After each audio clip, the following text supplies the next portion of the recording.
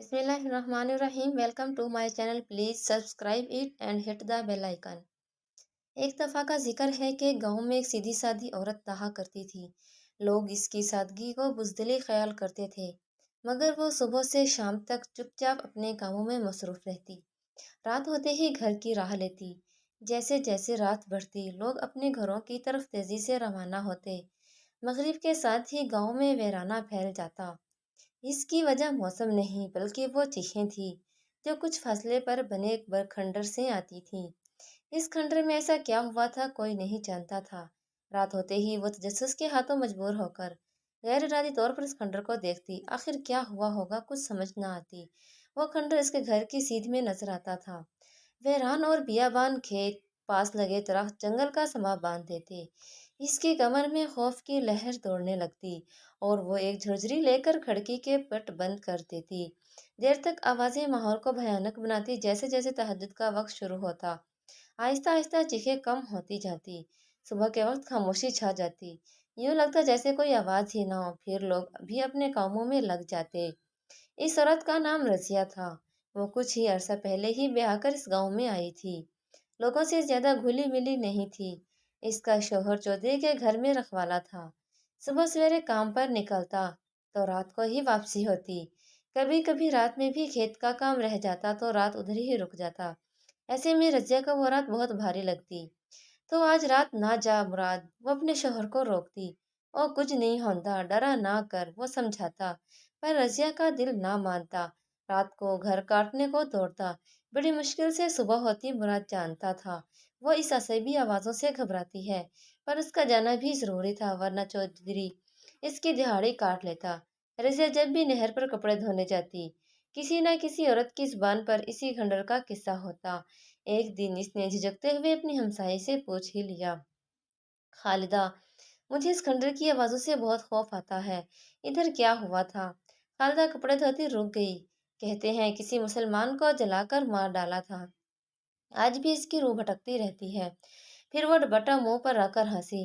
پر تو کیوں پوچھ رہی ہے؟ اس کے ساتھ والی عورت بولی. اس کی آواز کے ساتھ ہی کھیت میں بھونکتے کتے بھی چپ کر گئے. وہ ہمت کر کے کھڑکی میں آ کھڑی ہوئی. کچھ دیر خاموشی رہی. پھر اس کی آنکھوں نے ایک بھیانک منظر دیکھا. اس کی آنکھیں خوف سے پھیل گئیں. خوف سے اس کی آنکھیں پھیل گئی. سامنے کا منظر دیکھ کر کسی بھی انسان کے رونگٹے کھڑے کر دینے کے لیے کافی ہوتا ہے. کھنڈر سے کچھ سفید اور سیاہ ہورے نکل کر گاؤں کا رخ کر رہے تھے. کھنڈر سے آگ کی لپیٹیں نکل کر ماحول کو عجیب دہشت زدہ کر رہی تھی. وہ گھبرا کر کھڑکی سے قدم پیچھے ہٹی. دونوں پٹ بند کر کے اس سے ٹیک لگا لی. وہ گہرے سانس لے رہی تھی. خوف کے مارے سمجھ نہیں آ رہا تھا کہ وہ کس کونے میں جا چھپے. اس کی ٹانگیں کانپ رہی تھی. کچھ دیر وہ اسی حالت میں وہیں کھڑی رہی.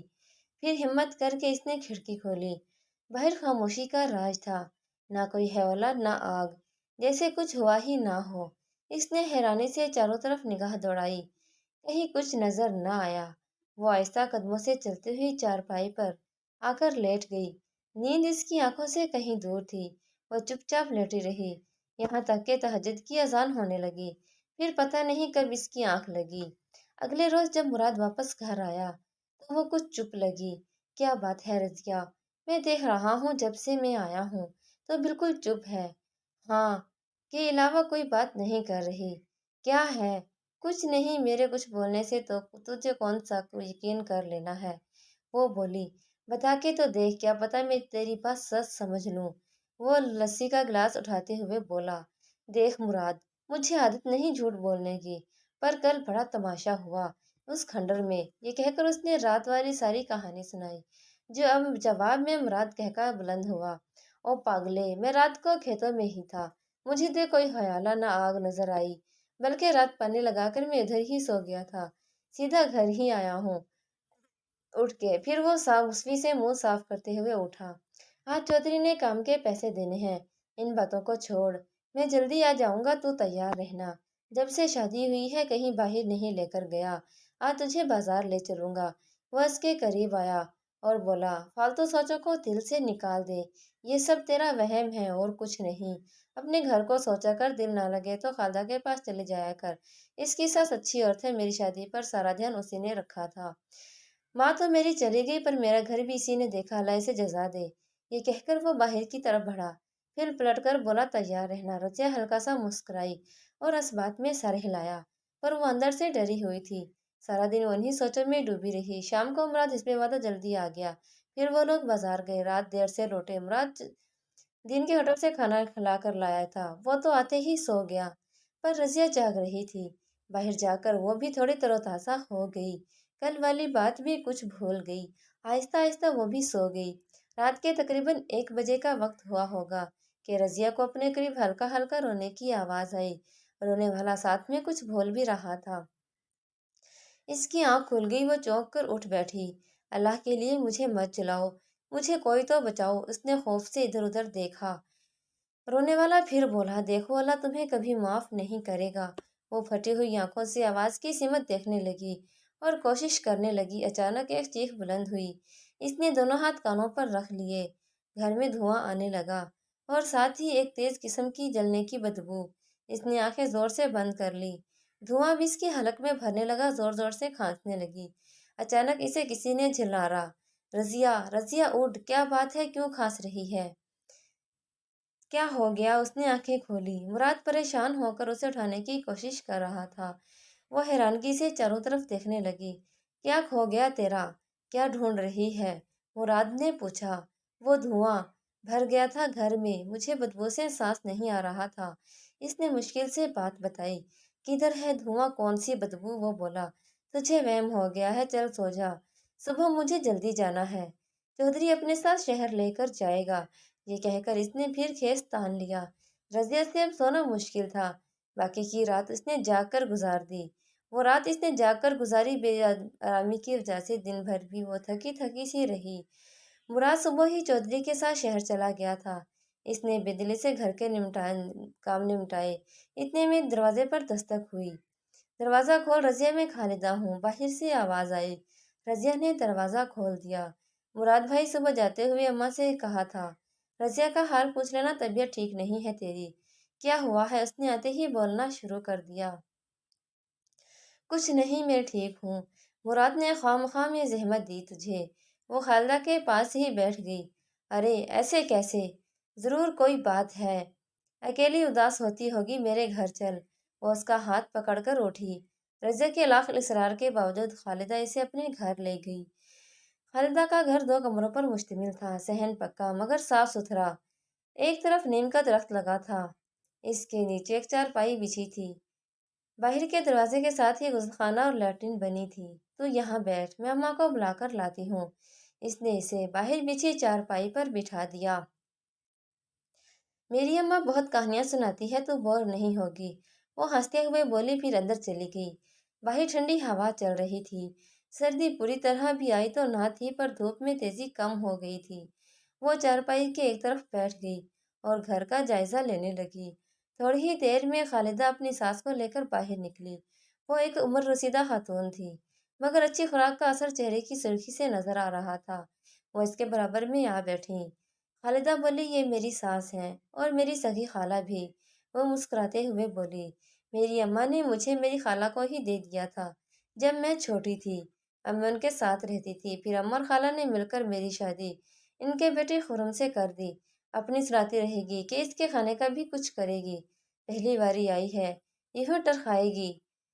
خاتون بیچ میں بولی، چل جا، کھانے کو کچھ لے کر آ۔ اوہ، میں باتیں کرنے لگ پڑی، اچھا لاتی ہوں۔ وہ جلدی سے باورچی خانے کی طرف چلی گئی۔ اور سناؤ بیٹا، کیسی ہو؟ میرا گھر تیرے گھر جیسا بڑا تو نہیں، پر دل بہت بڑا ہے۔ رضیہ ان کے اخلاق سے بہت متاثر ہوئی۔ پھر خالدہ اس کے لیے آلو کے گرم گرم پکوڑے اور چائے لے آئی۔ تو اماں سے باتیں کر، میں خرم کے لیے روٹی پکا کے آئی۔ خالدہ کے جانے کے بعد اس کی ساس رضیہ سے باتیں کرنے لگی کہ کیسے اس نے مراد کی ماں سے مرتے وقت مراد کی ذمہ داری لی تھی۔ رضیہ نے اچانک باتوں کا رخ موڑا۔ اماں، یہ کھنڈر کا کیا قصہ ہے؟ جس سے بھی پوچھو کانوں کو ہاتھ لگاتا ہے، بات کرنے سے ڈرتا ہے۔ جب سے آئی ہوں روز ساری رات چیخیں سنتی ہوں۔ خالدہ کی ساتھ کھنڈر کے ذکر پر چپ ہو گئی۔ बस बेटा क्या बताऊं, कितना दर्दनाक राज है ये इसके पीछे। वो एक सिमट घोरते हुए बोली। अम्मा कुछ तो बताएं, मैं बड़ी परेशान हो गई हूँ। रजिया बोली। लंबी बात है, पाकिस्तान बनने से पहले ये इलाका हिंदुओं की मलकियत था। आसपास कुछ बस्तियां मुसलमानों की थी, कुछ सिख रहते थे। फिर एक दिन जिसका वो सोच भी ना सकता था, मुसलमानों के एक नौजवान को हिंदू महाराज की लड़की से इश्क हो गया। लड़की चांद का टुकड़ा लगती थी, वो भी इसके इश्क में गिरफ्तार हो गया।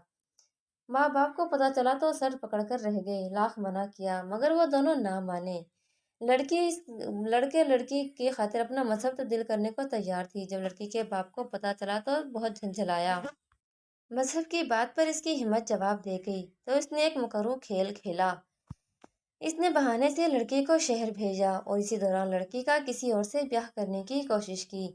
जब लड़की को पता चला तो उसने छत से कूद के खुदकुशी कर ली, मगर शादी ना की। जब लड़का वापस आया, इसे मालूम हुआ तो वो गुस्से से पागल हो गया। महाराज के घर पहुंच गया। महाराज के आदमियों ने इसे पकड़कर तहखाने में बंद कर दिया। 3 दिन भूखा प्यासा रहकर अधमुआ हो गया था। महाराज ने इसी पर बस नहीं किया, इससे भी बड़ा पाप किया। एक रात जब सब सो गई तो इसके आदमियों ने इस लड़के को जलाकर मार डाला। इसके माँ बाप को जब हिलम हुआ तो वो रोते पीटते दौड़े आए, माफी ये भी कहा कि हम ये गांव ही छोड़ जाएंगे। मगर वो नफरत की आग में इस कदर जल रहा था कि इसने इसके सगे माँ बाप को भी जलाकर राख कर डाला। इसके बाद ये महल खंडर बन गया, कोई भी नहीं बस न सका। इन गरीबों की बदुआओं से राजा एक महलक मर्ज में मुब्तला हो गया और 2 दिन के अंदर अंदर चल बसा। इसके जो भी साथी शामिल थे वो भी किसी न किसी हादसे का शिकार होकर एक एक करके मरते चले गए। इसकी बीवी पागल हो गई। लोग आज जाते जाते थू थू करते राजा को बददुआएं देते। वक्त के साथ साथ ये जगह खंडर में तब्दील हो गई। ये कहकर वो खामोश हो गई। रजिया दम साधे सब सुन रही थी। इसे यकीन नहीं आ रहा था कोई इतना तंगदिल भी हो सकता है। वो वापस घर आ गई। शाम को जब मुराद आया तो इससे ने इस बात का जिक्र नहीं किया। वो वादा वो इससे नाराज हो जाए। इस रात रजिया गहरी सोच में। कम रात के दूसरे पहर फिर से इस खंडर से चीखें बुलंद होने लगी, पर इसे सुनकर अब इसे खौफ न आया। इसके दिल में एक अजीब से ख्याल ने सर उठाया। वो इस नौजवान की रूह की मदद करना चाहती थी, पर कैसे? वो ये भी नहीं चाहती थी, वो नहीं जानती थी कि वो इसकी मदद कैसे करे, पर करना जरूर चाहती थी। इसने मुराद से बात करने का सोचा। आती सर्दियों के दिन थे। सरशाम ही अंधेरा बढ़ने लगता था। लोग बिस्तरों में दुबकने लगते। ऐसे में तन्हा वक्त गुजारना मुश्किल हो जाता। एक अजीब बात इसने महसूस की कि 4 दिनों से खंडर से कोई आवाज नहीं आ सुनाई दे रही थी। इसे तजस्सुस हो रहा था कि क्या वजह हो सकती है। फिर मुराद रात को देर से आने लगा। चौधरी साहब को इस पर एतबार हो गया था। हर वक्त इसको साथ रखता, बदले में इसको अच्छे पैसे देता, साल भर का आटा चावल डलवा देता। घर में सब्जी फ्रूट वाफर आने लगा था। फिर मुराद एक बार शहर गया तो इधर से एक छोटा सा फ्रिज ले आया। रजिया तो खुशी से फूले ना समाई। उसी दिन देसी घी डाल के गुड़ वाले चावल मोहल्ले में बांटे। घर की तंगी खुशहाली में बदल गई। रजिया भी इस खंडर वाले किस्से को तकरीबन भूल ही गई। फिर एक दिन एक अजीब वाकया इसके साथ पेश आया। हुआ कुछ यूं कि एक दिन वो दोपहर को कपड़े धोने नहर पर गई। कपड़े धोते धोते से शाम हो गई। जब मगरिब का वक़्त हुआ तो वो जल्दी जल्दी कपड़े समेट कर घर की तरफ चल पड़ी। नहर पार करते हुए जब वो गांव की गली में मुड़ी तो बिल्कुल वीराना था। वो तेज कदमों से घर की तरफ बढ़ रही थी। अचानक उसको अपने कदमों के साथ किसी और के कदमों की आहट महसूस होने लगी, जैसे कोई इसके साथ मिला के चल रहा हो। वो ठठक कर रुक गई। इसके रुकते ही वो आवाज आना भी बंद हो गई। खौफ से इसे पसीना आ गया। इसने फिर चलना शुरू किया तो आवाज भी दोबारा आने लगी। वो जल्द से जल्द घर पहुंचना चाहती थी। अचानक उससे अपने बहुत करीब पाकर एक सरगोशी सुनाई दी। रजिया मेरे साथ नहीं चलोगी? इसकी सांस पर इसे भारी होने लगी कि यकायक इसे अपने कंधे पर किसी के सर्द हाथों की गिरफ्त महसूस हुई। हाथों में मर्तनी सी थी। रजिया का दिल उछलकर हलक में आ गया। इसने कांपते हाथों से अपना कंधा इस सर्द हाथ से छुड़ाने की कोशिश की, मगर हाथ की गिरफ्त मजबूत थी, वो इसे हटा ना सकी। इसकी जुबान से गैर अरादी तौर पर आयतुल कुर्सी के अल्फाज अदा हुए। दफ्तानी से अपने कंधे पर गिरफ्त कम होती शुरू हो महसूस हुई। वो ऊंची आवाज से विरद करने लगी। अचानक एक चीख बुलंद हुई और इसकी आंखों के सामने एक खूबसूरत मगर خون میں لت پت لڑکی کی لاش اس کے قدموں میں آ گری۔ رضیہ کی منہ سے ایک چیخ بلند ہوئی اور وہ دنیا مافیا سے بے خبر ہو گئی۔ جب اس کی آنکھ کھلی تو اپنے گھر کے کمرے میں تھی۔ اس کے چاروں طرف مراد، خالہ اس کی ساتھ اور ساتھ والی ہمسائے تھی۔ وہ اٹھ کے بیٹھنے لگی مگر سر چکرا گیا۔ سر میں ایک ٹھیس تھی، اٹھی لیٹے لیٹے رہے، سر پہ چوٹ آئی ہے تیرے۔ مراد نے اس کے کندھے پر ہاتھ رکھ کر نرمی سے اسے واپس لٹا دیا۔ پر تو کیسے گر گئی، مجھے سمجھ نہیں آئی، وہ بولا۔ رضیہ خاموشی سے اس کا منہ دیکھتی رہی۔ اس کے ذہن میں رات کا سارا واقعہ کسی فلم کی طرح چلنے لگا۔ اس امام صاحب کے پاس لے جا، خالد کی ساس نے مشورہ دیا، مگر اماں، انہوں نے مراد کی بات بیچ میں ہی کاٹ دی۔ دیکھو بیٹا، اللہ کے کلام میں بڑی برکت ہوتی ہے، بگڑے کام سنورتے ہیں، تو آج ہی اسے ان کے پاس لے جا۔ مراد نے بھی کچھ سوچ کر سر ہلانے لگا۔ سب لوگ اس کی حالت بہتر ہوتا دیکھ کر گھر کو لوٹ گئے۔ خالدہ اس کے پاس بیٹھی تھی، پھر رات زیادہ ہونے پر وہ بھی گھر چلی گئی۔ گھر میں صرف مراد اور رضیہ بچے تھے۔ اس نے مراد سے بات کرنے کا ارادہ کیا تھا۔ مراد، تجھ سے ایک بات کہنی ہے۔ وہ اس کے پاس آ کر بیٹھ گیا۔ بول، کیا بات ہے؟ رضیہ نے شروع سے آخر تک جو بھی ہوا، سب جو بھی دیکھا، اسے بتا دیا۔ ساری بات سن کر وہ بھی سوچ میں ڈوب گیا۔ پھر اسے دوائی دے کر اور سونے کا کہہ کر وہ اپنی چارپائی پر لیٹ گیا۔ دوائی کے زیر اثر رضیہ کو جلد ہی گہری نیند آ گئی، مگر وہ جاگتا رہا، پھر جانے کب وہ سو گیا۔ وہ صبح اٹھی تو بہت بہتر تھی۔ آج مراد کام پر نہیں گیا تھا۔ ظہر کی اذان ہوئی تو وہ رضیہ کو لے کر امام مسجد کے پاس گیا۔ انہوں نے دم کیا اور ساتھ میں ورد بھی بتایا۔ گھر واپس پہنچتے ہی تھے کہ چودھریوں کا مظاہرہ آ گیا۔ بھائی مراد، چودھری صاحب بلا رہے ہیں۔ وہ اسے جلد واپس آنے کا کہہ کر اس کے ساتھ چلا گیا۔ شام ہوئی تو وہ کھڑکی میں آ کر کھڑی ہو گئی۔ سامنے ہی وہ کھنڈر تھا۔ وہ اسے یک ٹک دیکھنے لگی، پھر جیسے ٹرانس کی حالت میں گھر سے باہر نکل گئی۔ سب لوگ اپنے اپنے گھروں میں تھے۔ وہ سیدھی اس کھنڈر کی طرف بڑھتی جا رہی تھی، جیسے کوئی نادیدہ طاقت اسے اپنی طرف کھینچ رہی ہو۔ شام کے سائے لمبے ہو رہے تھے، ایسا لگ رہا تھا جیسے وہ کوئی کھنڈر نہیں، ایک دیو سر جھکائے بیٹھا ہو۔ رضیہ بکھرے بالوں، ننگے پاؤں کھنڈر کی طرف کھینچی جا رہی تھی۔ نہ جانے کون سی طاقت تھی جو اسے اس اضطراب سے بیگانہ کیے ہوئے تھی۔ موسم کی تیزی سے یکسر لا تعلق وہ چلتی جا رہی تھی۔ آہستہ آہستہ آبادی ختم ہو گئی۔ اب چاروں طرف خشک زمین اور مٹی ہی مٹی تھی۔ رضیہ سیدھی اس کھنڈر کے سامنے جا پہنچی۔ اس وقت اسے وہ ایک کھنڈر نہیں بلکہ شاہی محل معلوم ہو رہا تھا۔ ہر طرف گہما گہمی، ہر چیز سجی ہوئی، لوگوں کا ہجوم ہر طرف تھا۔ پھر جیسے کسی کی بارات آئی ہو، مزیدار کھانوں کی خوشبو اور برقی کمکموں سے سجا محل۔ وہ حیرانگی سے آنکھیں پھاڑے چاروں طرف دیکھ رہی تھی۔ لوگ آ رہے تھے، مگر عجیب بات یہ کہ کوئی اسے دیکھ نہیں رہا تھا، نہ ہی کسی کے چہرے پر خوشی کے آثار تھے۔ ہر شخص بوکھلایا ہوا اندر کی طرف جا رہا تھا۔ وہ لوگ بھی بھیڑ میں شامل ہو کر اندر چلی گئی۔ افراتفری نظر آ رہی تھی۔ اچانک ایک بھاری جسامت کا ایک شخص حال میں داخل ہوا۔ اسے دیکھ کر ہر کوئی ادب سے کھڑا ہو گیا۔ کیا بات ہے؟ اس نے آتے ہی باوردی ملازم سے پوچھا۔ مہاراج، چھوٹی رانی دروازہ نہیں کھول رہی، اس نے ڈرتے ڈرتے جواب دیا۔ مہاراج کے ماتھے پر شکنیں نمودار ہوئی۔ چلو ہم دیکھتے ہیں۔ ملازم اس کے پیچھے اوپری منزل کی طرف چلا گیا۔ رضیہ بھی اس کے پیچھے اوپر پہنچ گئی۔ مہاراج ایک بند کر کے آگے کھڑے تھے۔ رادھا بیٹی، دروازہ کھولو۔ ارے ہم ہیں تمہارے بابو جی۔ چلو بیٹی، اب ضد چھوڑو، پنڈت جی انتظار کر رہے ہیں۔ وہ بولا۔ نہیں، ہم نہیں کھولیں گے جب تک آپ تیمور کو نہیں بلوائیں گے، ہم اندر ہی رہیں گے۔ اگر آپ نے ہمارا بیاہ مہندر سے کروایا تو ہم اسی وقت آتم ہتیا کر لیں گے۔ دروازے کے پیچھے سے اس نے دھمکی دی۔ مہاراج کے چہرے کے زاویے بدلنے لگے۔ اس منحوس کا نام بھی مت لو اپنی زبان سے، نہیں تو کھینچ ڈالیں گے جڑ سے۔ اب جلدی باہر آؤ، مہورت نکلا جا رہا ہے۔ اس نے زور سے دروازہ پیٹا۔ نہیں کھولیں گے، تیمور کے بنا ہم مر جائیں گے، رادھا نے کہا۔ مہاراج غصے سے لال پیلا ہونے لگا۔ لگتا ہے ایسے نہیں مانو گی۔ اس نے 3 باوردی ملازموں کو بلایا۔ توڑ دو سالہ دروازہ۔ تھوڑی دیر میں وہ ملازم ایک کلہاڑی لے کر آئے اور دروازہ توڑنے لگے۔ تھوڑی محنت کے بعد وہ دروازہ توڑ دیا گیا۔ مہاراج غصے سے اندر داخل ہوا اور دلہن بنی لڑکی کو باہر گھسیٹتا ہوا لایا۔ آوازیں سن کر لوگوں کا ہجوم اکٹھا ہو گیا۔ بابو جی، ہمیں چھوڑیں۔ وہ لڑکی ہاتھ چھڑانے کی کوشش کر رہی تھی۔ رو رو کر اس کی آنکھیں سوجی ہوئی تھی، مگر پھر بھی وہ قیامت خیز حد تک خوبصورت تھی۔ لمبے بال کمر کو ڈھانپے ہوئے تھے۔ وہ دونوں ہاتھوں میں کانچ کی چوڑیاں پہنے تھی جو اب ٹوٹنے کی وجہ سے اس کی کلائیاں لہو لہان کر رہی تھی۔ بھرا ہوا جسم، ریشمی سرخ کام والا راجستھانی لہنگا بہت کھل رہا تھا۔ رضیہ بت بنی سارا تماشا دیکھ رہی تھی۔ महाराज इसे खींचता हुआ सीढ़ियों तक लाया। इतने में एक दरमियानी उम्र की औरत भागती हुई आई और महाराज के कदमों में गिर गई। रहम महाराज, राधा को छोड़ दें, अपनी इकलौती बेटी की इज्जत दांव पर मत लगाएं। वह गिड़गिड़ाकर बोली, इज्जत? इज्जत का जनाजा तो इसने इस अछूत रिश्ते से जोड़कर ही निकाल दिया। अब क्या बाकी रह गया था?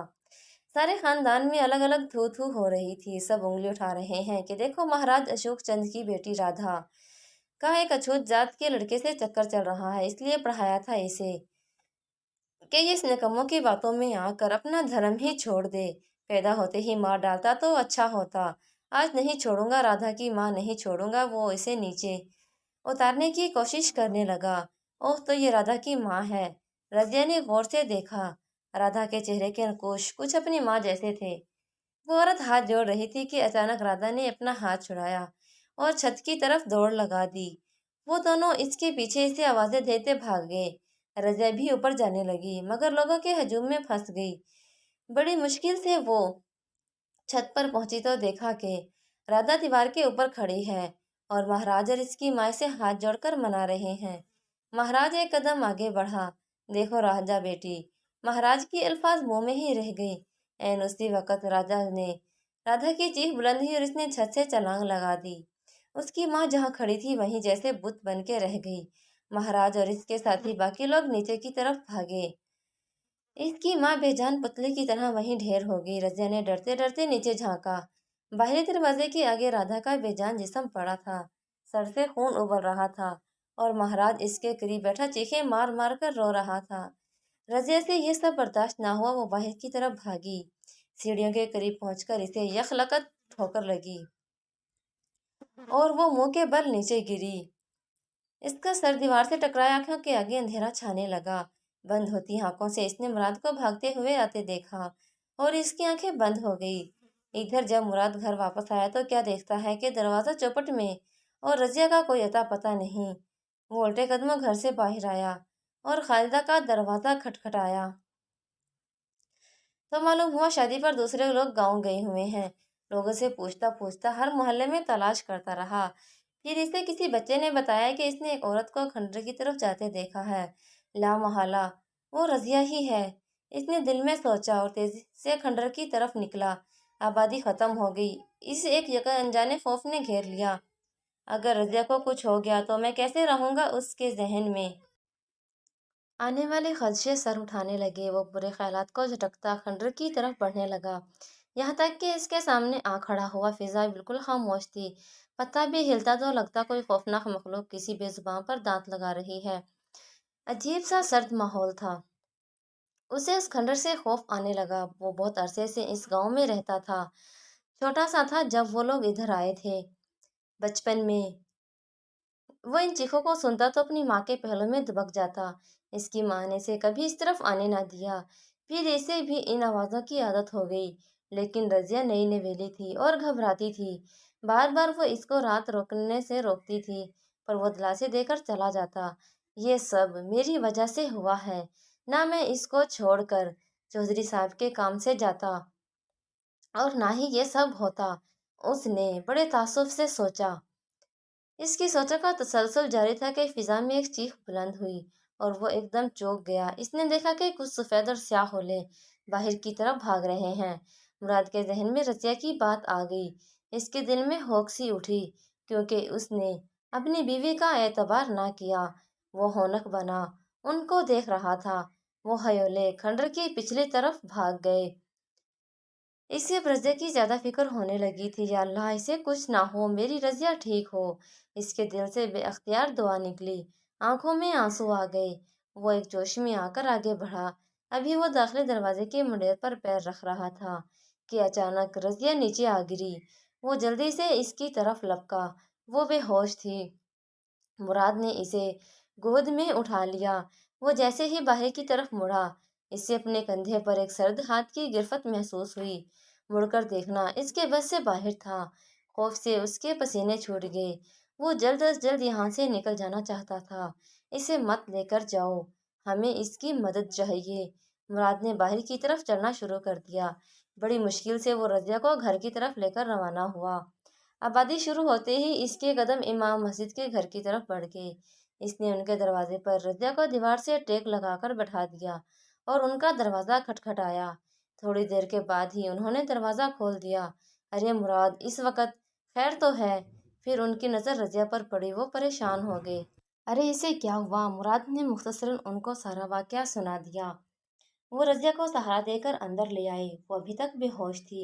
انہوں نے اسے باہر بچھی چارپائی پر لٹا دیا۔ کچھ دیر تک تو وہ اس کے سر پر ہاتھ رکھ کر پڑھائی پڑھتے رہے، پھر پانی پر دم کر کے مراد سے کہا کہ جیسے ہی رضیہ اٹھے فوراً اسے یہ پانی پلانا، اور خود دوسرے کمرے میں جائے نماز بچھا کر پڑھائی شروع کر دی۔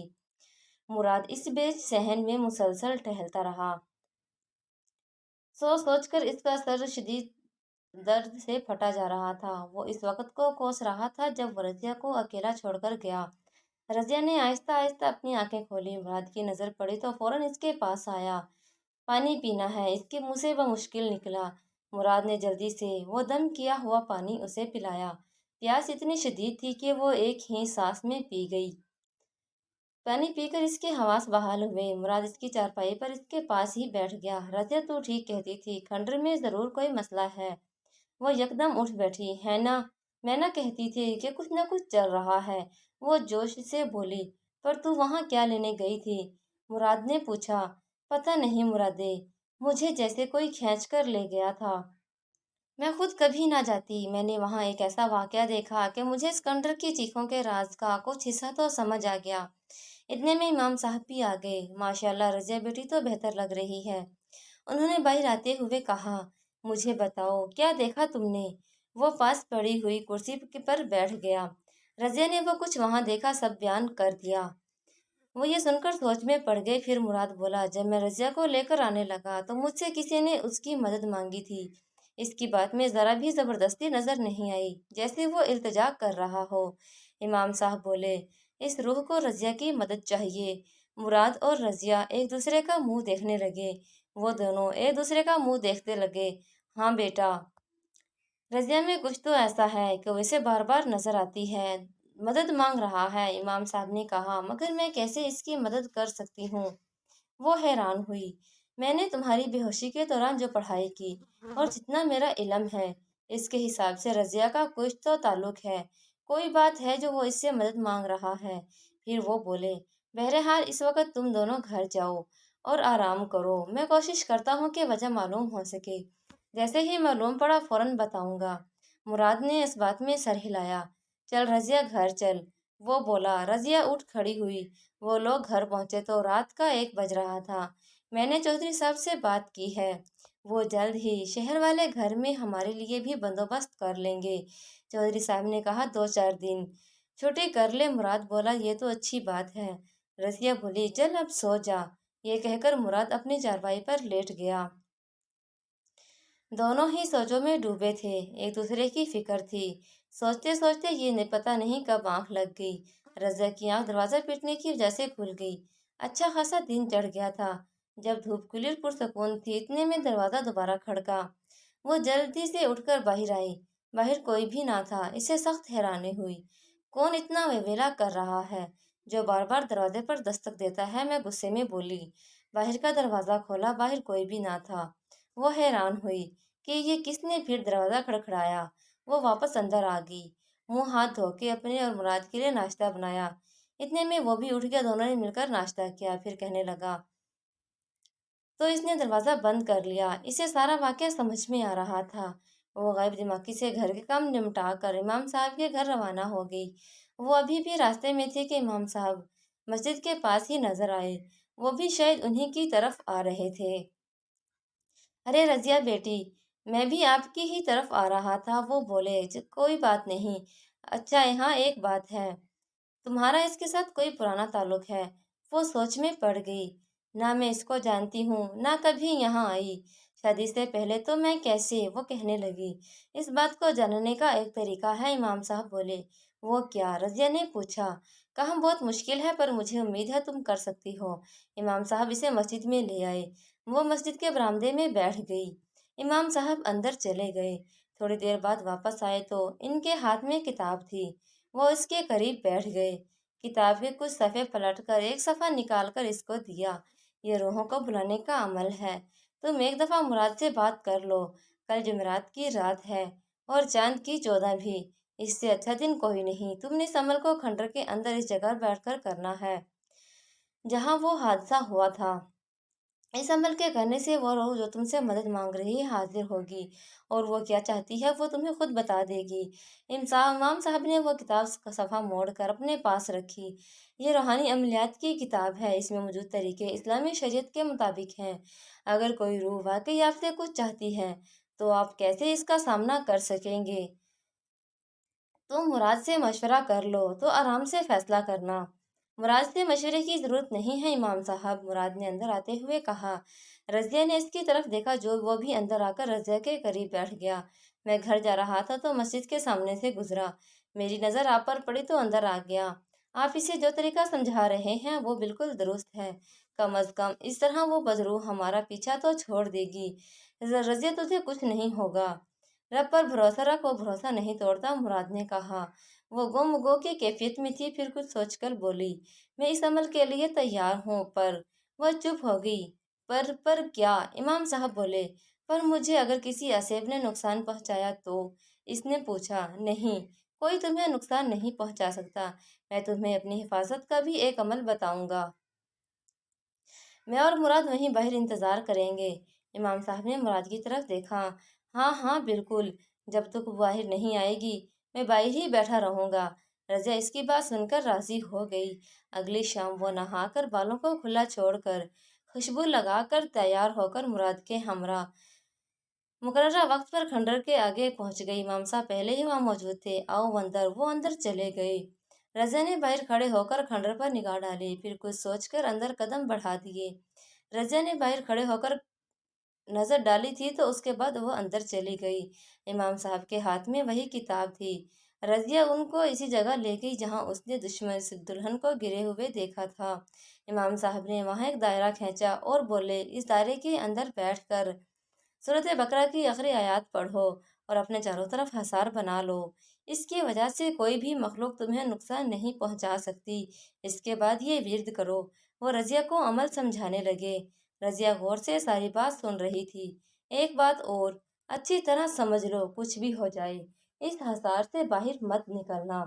ٹھیک ہے امام صاحب، میں پوری طرح اس بات پر عمل کروں گی، اس نے کہا۔ انہوں نے رضیہ پر کچھ پڑھ کر دم کیا اور مراد کے ہمراہ باہر نکل گئے۔ رضیہ نے حصار میں بیٹھ کر سورۃ بقرہ کی آخری آیات تلاوت کی اور اپنے گرد مضبوط حصار کھینچ لیا۔ پھر اس نے ورد شروع کیا۔ جیسے جیسے چاند اوپر آتا جا رہا تھا ویسے ہی فضا میں خنگی بڑھتی جا رہی تھی۔ رضیہ کو سردی لگ رہی تھی۔ اس نے شال اپنے گرد اچھی طرح لپیٹی ہوئی تھی، پھر بھی اس کی سردی کم نہیں ہو رہی تھی۔ پھر بھی اس نے ورد کرنا جاری رکھا۔ چاند اب رضیہ کے عین اوپر آ چکا تھا۔ تھوڑی ہی دیر بعد اسے آہٹیں محسوس ہونے لگی، جیسے کچھ لوگ بڑبڑا رہے ہوں۔ رضیہ آنکھیں پھاڑ پھاڑ کر دیکھنے کی کوشش کرنے لگی، مگر اندھیرے کی وجہ سے اسے کچھ نظر نہیں آ رہا تھا۔ یکلخت کھنڈر میں روشنی پھیلنے لگی۔ ہوتے ہوتے وہ روشنی اتنی بڑھ گئی کہ رات میں دن کا گمان ہونے لگا۔ رضیہ لگاتار عمل کر رہی تھی۔ کھنڈر میں ہارسو روشنی پھیلی ہوئی تھی، ہر شے نظر آ رہی تھی۔ پھر کچھ لوگ آتے دکھائی دیے۔ وہ لوگ آپس میں کوئی بات کر رہے تھے، پر ان کی آواز بھنبھناہٹ سے زیادہ اونچی نہیں تھی۔ منظر واضح ہوا تو دیکھا کہ دو مرد اور ایک عورت اس کے حصار سے باہر کھڑے ہیں۔ ان کے چہرے جلے ہوئے اور ہاتھوں کی ہڈیاں نکلی ہوئی تھی۔ عورت نے اس حال میں بھی دوپٹہ لیا ہوا تھا۔ اس میں سے زیادہ عمر والے آدمی کی شکل کچھ جانی پہچانی لگی، پر کہاں، اسے کچھ یاد نہیں آیا۔ اتنے میں وہ کم عمر نوجوان بولا، مجھے جانتی ہو؟ رضیہ حیرانگی اور خوف کے ملے جلے تاثرات سے ان کو دیکھ رہی تھی۔ اس نے انکار میں سر ہلایا۔ کیسے جانتی ہوگی تجھے؟ اس کی نانی بہت چھوٹی تھی جب یہ لوگ اس جگہ کو چھوڑ کر دوسرے شہر جا بسے تھے، پھر اس کی نانی نے کبھی نہیں بتایا ہوگا کہ ہمارا اور اس کا رشتہ کیا ہے۔ وہ دوسرا مرد بولا، بیٹا اصل بات یہ ہے کہ تم ہمارا خون ہو۔ تمہاری ماں ہمارے خاندان کی ہے اور نانی بھی۔ تمہاری نانی بہت چھوٹی تھی جب تم لوگ یہاں سے چلے گئے تھے، پھر اس کی ماں نے اپنی شناخت چھپا لی تھی۔ تاکہ مہاراجا کے آدمی انہیں ڈھونڈتے ہوئے یہاں نہ آ سکیں، اور تمہارے نانی نے بھی ہمارے بارے میں تمہاری ماں کو کچھ نہیں بتایا۔ اس طرح تم بھی لا علم رہیں۔ مراد کے ذریعے ہم ہی تمہیں یہاں لائے ہیں۔ ہمیں علم ہے تم ہی ہو جو ہماری مدد کر سکتی ہو۔ وہ عورت بولی، ڈرو نہیں، ہم تمہیں نقصان پہنچانے والے نہیں، ہمیں تو تمہاری مدد چاہیے۔ رضیہ بت بنی ان روحوں کو بات کرتا دیکھ رہی تھی، مگر میں کیسے یقین کر لوں کہ میرا اور آپ لوگوں کا کوئی رشتہ ہے؟ وہ بولی، اس بات کا جواب تمہیں تمہارے گلے میں پڑی ہوئی یہ سونے کی جنزیر دے سکتی ہے۔ اس نے گلے پر ہاتھ لگایا۔ اس کے گلے میں سونے کی ایک جنزیر تھی۔ جنزیر نے اس کی بچپن سے اپنی ماں کے گلے میں دیکھی تھی، پر یہ کہاں سے آئی کچھ علم نہ تھا، بس اس نے اپنی ماں کو اتنا کہتے سنا تھا کہ یہ ہمارے خاندان کی نشانی ہے۔ پھر جب وہ بڑی ہوئی تو اس کی ماں نے وہ اس کے گلے میں ڈال دی تھی۔ اب اسے کبھی مت اتارنا۔ اس کی ماں کی نصیحت اسے یاد آئی اور وہ سوچتی رہی، کیا تم بتا سکتی ہو یہ جنزیر کہاں سے آئی؟ وہ عورت بولی۔ رضیہ نے نفی میں سر ہلایا تو اس عورت نے اپنے گلے سے دوپٹہ نیچے سرکایا۔ بالکل اس کے ساتھ کی جنزیر اس عورت کے گلے میں بھی تھی۔ یہ جنزیر میں نے ہی فیروزہ کی ماں کو تحفے میں دی تھی۔ رضیہ ششدر رہ گئی۔ اس کی نانی کا نام فیروزہ ہی تھا۔ میں اس کی پھوپھی تھی۔ یہ میں نے اپنے اور اس کے لیے ہی بنوائی تھی، مگر ہمارے ساتھ ایسا حادثہ ہوا کہ ایک دوسرے کی خبر تک نہ رہی اور ہم لوگ ایک دوسرے سے جدا ہو گئے۔ وہ عورت اتنا کہہ کر اونچی آواز سے رونے لگی۔ اس کی آواز رفتہ رفتہ اونچی ہوتی گئی، یہاں تک کہ رضیہ کے کانوں پر ہاتھ رکھ لیے۔ ایسا لگ رہا تھا جیسے کانوں کے پردے ابھی کے ابھی پھٹ جائیں گے۔ اس کو اچانک امام صاحب کی بات یاد آئی کہ ورد مت چھوڑنا۔ وہ دوبارہ زور و شور سے اس عمل میں مصروف ہو گئی۔ رفتہ رفتہ آوازیں کم ہوتی گئی، یہاں تک کہ بالکل ختم ہو گئی۔ اس کا ورد جاری تھا کہ یکایک منظر بدلا۔ دو سیاہ فام اس خوبصورت نوجوان کو کھینچتے ہوئے لے جا رہے تھے، جو بھی اس کے پاس کھڑا تھا۔ پیچھے پیچھے وہی مہاراج نخوت سے چلتا ہوا آ رہا تھا، یہاں تک کہ وہ رضیہ کے بالکل سامنے کھڑا ہوا۔ اس نے خوف سے آنکھیں بند کر لی۔ رضیہ کی ہمت نہیں ہو رہی تھی کہ وہ آنکھیں کھول کر سامنے والے منظر کو دیکھتی۔ خوف کے مارے ورد کرنا مشکل تھا، مگر وہ جاری رکھے ہوئے تھی۔ اس نے ہمت کر کے آنکھیں کھولی۔ ان لوگوں نے شاید اسے دیکھا ہی نہیں تھا۔ مجھے چھوڑ دو بزدل انسان، ہمت ہے تو اکیلے مقابلہ کر۔ اس حالت میں بھی وہ اسے للکار رہا تھا۔ دیکھو تو اسے کیسی زبان چلتی ہے اس کی۔ مہاراج غصے سے بولا، لے جاؤ سالے کو ڈال دو تہہ خانے میں، بھوک خود ہی عقل سکھا دے گی۔ اسی اثناء میں اس کے والدین آتے دکھائی دیے۔ وہ آتے ہی مہاراج کے قدموں میں گر کر رحم کی بھیک مانگنے لگے اور اپنے بیٹے کی زندگی بچانے کی پوری کوشش کر رہے تھے، مگر مہاراج تو بات ماننے کو یا سننے کو تیار ہی نہ تھا۔ معافی دے دو سرکار، غلطی ہو گئی، آئندہ آپ کو نظر بھی آ جائے تو گولی مار دینا، پر اس کی جان تو بخش دو۔ مالک، بوڑھا آدمی گڑ گڑانے لگا، معافی کیسے دے دوں اس مورخ کو؟ اس کی وجہ سے میری اولاد، میرے جگر کا ٹکڑا، میری رادھا اس جہاں سے چلی گئی۔ اس کی آواز بھرا گئی، پھر وہ یکدم چیخ کے بولا، مار ڈالو سالوں کو، اپنے بیٹے کے پاس شانتی سے رہیں گے۔ یہ کہہ کر وہ چلا گیا۔ وہ لوگ زور زور سے چیخنے لگے۔ وہ سیاہ فام اس نوجوان کو پکڑ کر گھسیٹتے ہوئے اندر کی طرف لے جا رہے تھے۔ اس کے پیچھے وہ دونوں بھی روڑتے پیٹتے چلے گئے۔ اچانک اندھیرا چھا گیا۔ رضیہ اندھیرے میں دیکھنے کی کوشش کرنے لگی، پھر مدھم سی روشنی ہوئی۔ اس نے دیکھا وہ نوجوان زنجیروں میں جکڑا ہوا بیٹھا ہے۔ بھوک کی وجہ سے اس کے چہرے کی رنگت ماند پڑ چکی ہے، پھر بھی وہ زندگی سے مایوس نہیں۔ مجھے چھوڑ دو، رادھا کے بنا میں ویسے بھی مر ہی جاؤں گا، مجھے جانے دو۔ وہ سیاہ فام جو اس کے قریب بیٹھا تھا اسے یکسر نظر انداز کر کے ایک طرف کو چلا گیا۔ تھوڑی دیر بعد جب وہ واپس آیا تو اس کے ساتھ 3 لوگ اور بھی تھے۔ انہوں نے ایک بڑا کڑھاؤ اٹھا رکھا تھا۔ اس نے وہ کڑھاؤ صحن کے درمیان میں رکھ دیا۔ دوسرا سیاہ فام لکڑیاں جلا رہا تھا، پھر اس میں اس نے تیل ڈالا، یہاں تک کہ آدھا کڑھاؤ تیل سے بھر گیا۔ لکڑیوں کا سینک رضیہ کو بھی محسوس ہو رہا تھا۔ تھوڑی دیر میں تیل کھولنے لگا، پھر وہ تینوں اس نوجوان اور اس کے والدین کو پکڑ کر لے آئے۔ انہوں نے اس لڑکے کو پکڑا اور اس تیل کے کڑھاؤ میں اسے ڈال دیا۔ اس کی چیخیں کھنڈر کی دیواروں کو ہلا رہی تھی۔ اس کے بعد انہوں نے اس کڑھاؤ میں اس کے والدین کو یکے بعد دیگرے ڈال دیا۔ رضیہ سے مزید یہ ظلم برداشت نہ ہوا۔ اس نے آنکھیں بند کر لی۔ ان کی چیخیں ان کو بے چین کر رہی تھی۔ وہ ورد بھول گئی اور دونوں ہاتھ کانوں پر رکھ لیے۔ اس نے جب آنکھیں کھولی تو دیکھا کہ نہ کڑھاؤ نہ لاشیں، سب غائب۔ وہ حیران و پریشان ہو کر چاروں طرف دیکھنے لگی۔ اچانک اس کے کانوں میں امام صاحب کی آواز آئی، رضیہ بیٹا، ورد نہ رکے، بس تم آخری مراحل میں ہو۔ اس کا ذہن جیسے پھر سے کام کرنے لگا۔ وہ تیزی سے دوبارہ شروع ہو گئی۔ فضا میں کہکوں کی آواز گونجی اور مہاراج اکڑتا ہوا رضیہ کی طرف آیا۔ اے سسری، کیا سمجھتی تھی تو؟ کیا ہمیں پتہ نہ چلے گا کہ تو کون ہے؟ سالی گندی، نالی کے کیڑے کی اولاد، ہمیں جلانا چاہتی ہے۔ وہ غصے سے بگڑا۔ ہم بھی کالی کے بھگت ہیں، ہماری دیوی ہمارا سب کچھ ہے۔ تو کیا سمجھتی ہے تیرے یوں بڑبڑانے سے تجھے شکتی ملے گی اور تو ہمارا ٹشٹ کر دے گی؟ ارے جا کر اپنا گھر دیکھ، کبھی مراد بھی اس طرح جل کے بھسم نہ ہو گیا ہو۔ رضیہ کا دل حلق میں آ گیا۔ وہ یکدم چونک گئی۔ مہاراج کا فلگشکاف کہکا بلند ہوا۔ یہ دیکھ کر اس نے ہاتھ سے اشارہ کیا تو وہی کڑھاؤ تیل ابلتا ہوا اس کے سامنے تھا۔ اب کی بار وہ سیاہ فام کسی اور کو نہیں بلکہ مراد کو لے کر کڑھاؤ میں ڈالنے کے لیے تیار تھے۔ رضیہ کے ہاتھ پیر کانپنے لگے، زبان گنگ ہو گئی۔ وہ یکدم تڑپ کے اٹھ کھڑی ہوئی۔ مراد چیخنے لگا، رضیہ، تجھے اللہ کا واسطہ ورد بند کر دے، ورنہ یہ ظالم مجھے جلا ڈالے گا۔ رضیہ کے ہلتے لب رک گئے۔ پھر اس نے کچھ سوچ کر اونچی آواز سے دوبارہ پڑھائی شروع کر دی۔ مہاراج چیخنے لگا اور پاگلوں کی طرح پورے صحن میں چکر کاٹنے لگا۔ پھر اچانک رخ موڑ کے دوڑتا ہوا رضیہ کے حصار کے اندر آنے کی کوششیں کرنے لگا۔ وہ بھپرے ہوئے بھینسے کی طرح ٹکرے مار رہا تھا، مگر کوئی بہت ہی مضبوط حلقہ اسے روکے ہوئے تھا۔ وہ ٹکرے مار مار کے ادھموا ہو رہا تھا کہ کھنڈر کے عقب سے وہی نوجوان نمودار ہوا اور اس کے ساتھ خوبصورت پھرتیلے جوان مرد بھی ساتھ تھے۔ انہوں نے آتے ہی مہاراج کی روح کو گلے سے دبوچ لیا۔